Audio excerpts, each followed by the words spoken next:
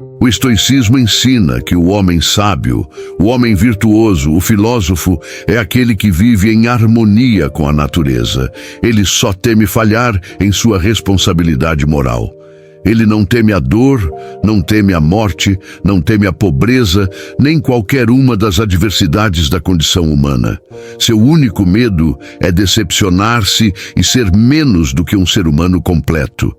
O filósofo Marco Aurélio é uma figura central no estoicismo, conhecido por suas famosas meditações. A ideia de ser um grande homem pode parecer abstrata, mas talvez não haja figura na história que mereça mais esse título do que ele. Este não é um vídeo de autoajuda, eu prometo. Mas a filosofia que Marco Aurélio promoveu e registrou pode ser um antídoto poderoso para muitos dos desafios que enfrentamos na vida moderna. Marco Aurélio foi um imperador romano que governou de 161 a 180 depois de Cristo. Ele foi o último dos chamados 5 bons imperadores e liderou durante a famosa Pax Romana, um período de relativa paz no império. Na verdade, a Pax Romana terminou após a morte de Marco Aurélio. Enquanto era imperador, ele foi o homem mais poderoso do mundo. Os romanos, em grande parte, não tinham conhecimento do mundo além das fronteiras de seu império. Assim, para eles, Marco Aurélio era, de fato, o governante do mundo. Nessa posição, ele poderia ter qualquer coisa que desejasse. O precedente já havia sido estabelecido. A vida de um imperador romano era praticamente sinônimo de hedonismo. Era o que os imperadores faziam. Entregavam-se ao dinheiro, ao sexo, ao vinho e a qualquer outra busca que lhes viesse à mente. Era praticamente esperado. Qualquer vício que a mente pudesse conceber estava ao alcance de Marco Aurélio. Ele era completamente livre de restrições financeiras, legais, culturais e até mesmo éticas. Não havia nada ou ninguém que pudesse impedi-lo de realizar seus desejos mais extravagantes. Mas, mesmo com todas essas possibilidades ilimitadas, Marco Aurélio escolheu uma vida de virtude. Ele escolheu ser um homem bom, e não apenas por um momento ou em uma ocasião específica, mas todos os dias, durante os 19 anos em que foi imperador. Marco Aurélio foi fundamentalmente um homem bom. Ser uma pessoa boa, por si só, não faz de você uma pessoa grandiosa. Mas agora imagine enfrentar a tentação de prazeres ilimitados e ainda assim escolher a virtude. Não por busca de louvor, fama ou admiração, mas simplesmente pelo desejo de ser bom. Isso é verdadeiramente impressionante. Pense nas circunstâncias e imagine estar nessas mesmas circunstâncias por quase 20 anos. Você conseguiria, dia após dia, superar a tentação, sabendo que, independentemente do que escolhesse fazer, não haveria consequências? O que você faria? Como agiria? Eu sei que não seria capaz de seguir o exemplo de Marco Aurélio, e sabemos que seu exemplo foi genuíno, porque quando ninguém o observava, era justamente quando Marco Aurélio se mostrava em sua melhor forma.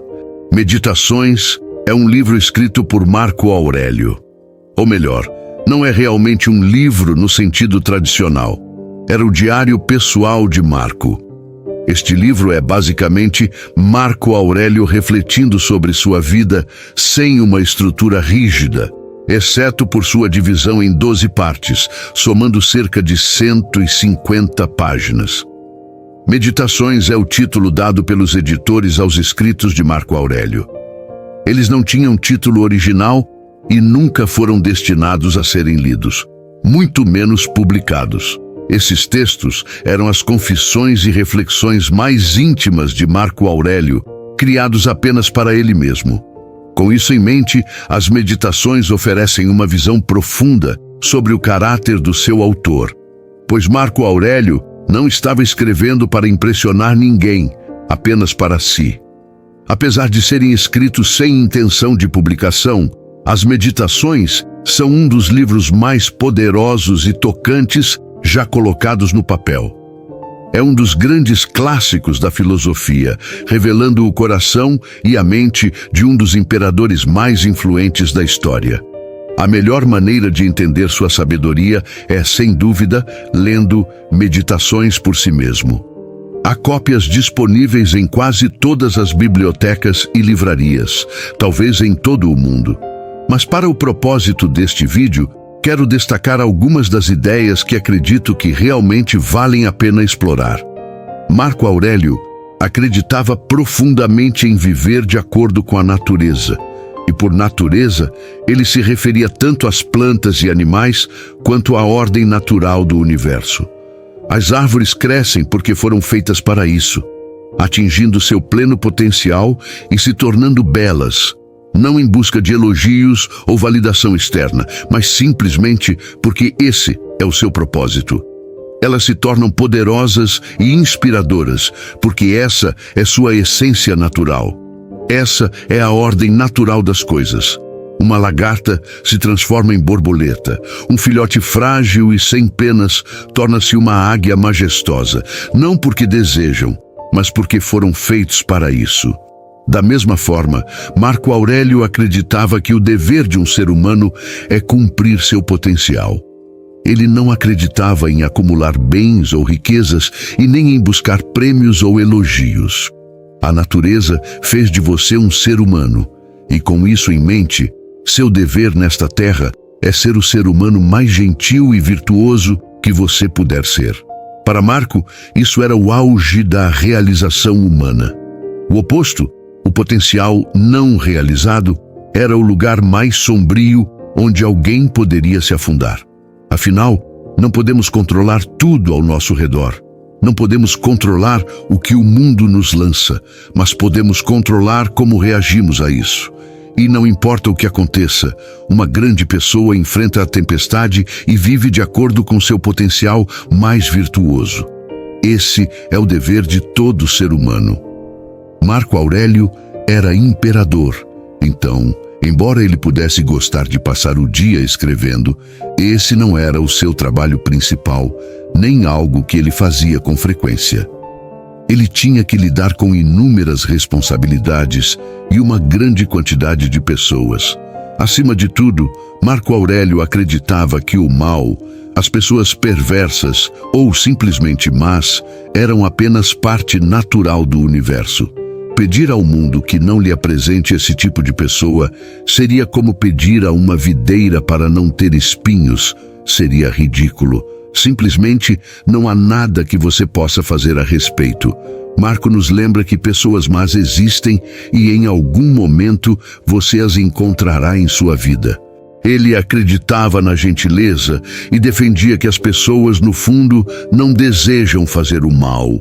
Quando alguém faz algo errado, é muitas vezes por ignorância. Você pode tentar ensinar essas pessoas, claro, mas isso nem sempre será possível. Não podemos controlar se o universo nos traz o imoral, o perverso ou o preguiçoso. E se não podemos ajudar essas pessoas, o que muitas vezes não podemos, temos que aprender a lidar com isso. Para lidar com essas situações, Marco dizia que devemos olhar para dentro. Ele escreve para si mesmo: Ei, Marco, você também tem falhas. Quem é você para julgar? Talvez suas falhas sejam diferentes das daquelas pessoas más, mas ainda assim você as tem. Em outro momento, ou em outro dia, quem sabe você mesmo, Marco, seria o ignorante. Talvez você simplesmente não entenda a situação. Marco também refletia que muitas vezes você nem pode ter certeza de que alguém está realmente fazendo algo errado. E muitas vezes na vida você não entenderá as razões dos outros, nem perceberá que não entende. Portanto, mais uma vez, não julgue. No final, Marco Aurélio acreditava que todos nós nascemos para nos ajudar mutuamente. Ele se lembrava repetidamente de que essa é a ordem natural. Uma árvore gera frutos para que os animais possam se alimentar, e os animais, por sua vez, morrem para fornecer alimento aos vermes. Assim como no mundo natural, todos nós temos um papel em ajudar uns aos outros, e essa é a nossa verdadeira responsabilidade. O único verdadeiro fracasso na vida seria abdicar dessa obrigação. Portanto, Marco acreditava que era melhor que você cumprisse esse dever da melhor forma possível. Todos nós enfrentamos adversidades, e Marco Aurélio não foi uma exceção. Assim como ele reconheceu a presença de pessoas más, também percebeu que encontrar dificuldades é simplesmente parte da condição humana. Novamente, você só pode controlar o que está ao seu alcance. Então não peça para que coisas ruins não aconteçam. Isso seria uma tolice. Marco se lembrava de que esses desafios vão surgir, e não há absolutamente nada que você possa fazer para evitá-los. No entanto, o que você pode controlar é como reage a essas adversidades. Você pode decidir se está preparado para enfrentá-las quando elas chegarem. E acredite, elas chegarão. Marco Aurélio nos ensina que, quando chegar o dia de enfrentar dificuldades, não devemos nos entristecer pelo que aconteceu. Em vez de se sentir mal por si mesmo ou ficar deprimido, sinta-se grato por ter as ferramentas e a resiliência necessárias para superar os desafios. Ele aconselha a enfrentar esses momentos como um homem corajoso, enfrentando a adversidade com bravura e saindo do outro lado, percebendo que o que parecia ser algo ruim, na verdade, era uma oportunidade de persistir, crescer e seguir em frente. Quando esses eventos acontecerem, Marco Aurélio nos orienta a não reclamar, mas a agir e suportar. Você pode suportar uma situação ou não, e se essa situação insuportável cruzar seu caminho, não sinta vergonha. Ele afirma que todos os homens morrem, mas nem todos partem reclamando. Marco Aurélio era um homem de grande riqueza, mas ele não via isso como um problema inerente. Diferente de alguns filósofos ao longo da história que desmereciam a posse material, Marco Aurélio adotou uma abordagem mais cautelosa em relação ao que possuía. Ele poderia ter tido tudo o que desejasse: dinheiro, casas, obras de arte, vinho, mas optou por não se apegar a esses bens. Em vez disso, ele se aconselhava: não sonhe com coisas físicas que você deseja. Elas não têm valor real e não preenchem seu potencial. Apenas você pode fazer isso. Ele encorajava a reflexão sobre o que já se tem, valorizando essas posses e lembrando-se do quanto se desejaria aquilo caso não estivesse em sua vida, mas sempre com cautela. Marco Aurélio aconselha a si mesmo a não valorizar tanto as posses materiais a ponto de se desanimar caso elas desapareçam. Ele reconhece que essas coisas são agradáveis, mas não têm importância real. Elas não o melhoram como pessoa, não o tornam mais virtuoso ou gentil. Para ele, o verdadeiro potencial humano vai além do acúmulo de bens. Em vez disso, devemos viver em harmonia com a natureza. Marco dedicou muito tempo a refletir sobre a morte, e seria impossível discutir sua filosofia sem abordar suas ideias sobre esse tema. Para ele, a morte é inevitável, quer gostemos ou não, e ele se lembra repetidamente de que está além do seu controle. Portanto, não vale a pena desperdiçar tempo temendo a morte ou se preocupando com a mortalidade. Assim como a natureza nos designou para sermos bons, ajudar uns aos outros e alcançar nosso máximo potencial, devemos aceitar essa realidade com serenidade. A natureza nos designou para morrer. A morte é uma parte inevitável da vida. Portanto, enquanto estivermos aqui, devemos viver plenamente, ser gentis, ser bons e cumprir nosso papel no ciclo natural, aceitando que a morte também faz parte desse papel. Marco Aurélio, junto com outros pensadores, foi um precursor do estoicismo. Os estoicos acreditavam em uma ampla gama de tópicos, incluindo lógica, ética e física, mas uma distinção fundamental está no cerne dessa filosofia: a diferença entre prazer e felicidade.